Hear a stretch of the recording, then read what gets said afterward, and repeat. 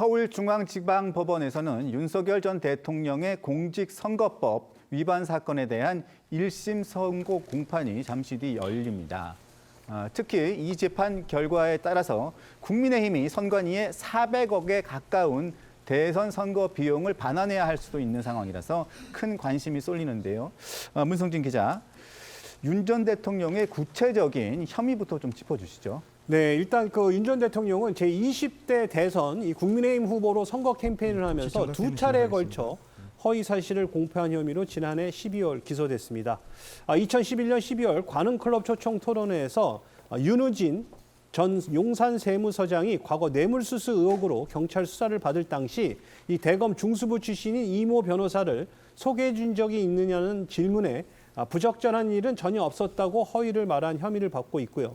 또 2022년 1월 불교 리더스 포럼 출범식 인터뷰에서는 기자들이 이 건진법사 전성배 씨와의 관계에 대해서 묻자 이 전 씨를 당 관계자로부터 소개받았고 김건희 여사와 함께 만난 적은 없다는 취지의 허위 사실을 공표한 혐의도 받고 있습니다.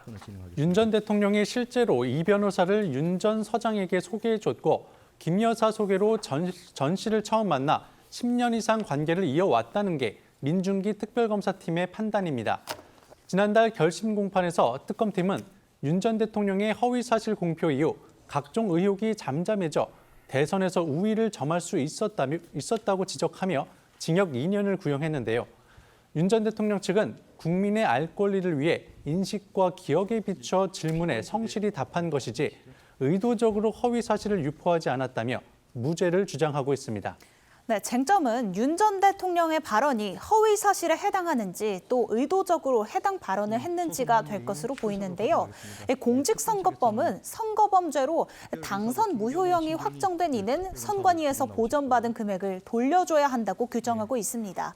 따라서 만약 이 사건에서 윤 전 대통령이 당선 무효형에 해당하는 벌금 100만 원 이상의 형을 확정받으면 국민의힘은 중앙선거관리위원회로부터 보전받은 대선 선거 비용 397억 원을 반환해야 하는 상황입니다.